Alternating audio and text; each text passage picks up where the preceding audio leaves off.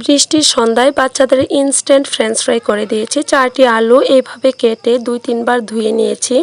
পানিটা ভালোভাবে ঝরিয়ে এক মুঠো চালের গুঁড়ি কিছুটা লবণ দিয়ে ঝাঁকিয়ে ভালোভাবে মিশিয়ে নিয়েছি। একটি প্যানে পর্যাপ্ত তেল দিয়ে যখন তেলটা গরম হয়ে গিয়েছে ফ্রেঞ্চ ফ্রাইগুলো ছেড়ে দিয়েছি। কিছুটা ব্রাউন কালার করে ভেজে নিব, বেশি একটা ডিপ করে ফ্রাই করার দরকার নেই, কারণ সেকেন্ড স্টেপে আবারও ফ্রাই করে নিব, তাহলে খুবই মুচমুচে হবে এবং খেতে মজার হবে। প্রথমগুলো ভাজা শেষ, এবারে সবগুলোকে সেমভাবে ফ্রাই করে নিব। এখানে চালের গুঁড়ির পরিবর্তে আটা, ময়দা অথবা কর্নফ্লাওয়ার দিতে পারেন। সবগুলো ভাজতে ভাজতে প্রথমবারের ফ্রেঞ্চ ফ্রাইগুলো কিছুটা ঠান্ডা হয়ে গিয়েছে, এবারে আবারও ফ্রাই করে নিয়েছি।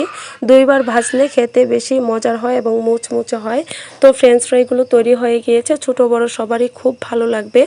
এই পর্যায়ে ব্ল্যাক পেপার বা কিছু মশলা দিতে পারেন, তবে বাচ্চাদের জন্য এগুলো না দেওয়াই ভালো।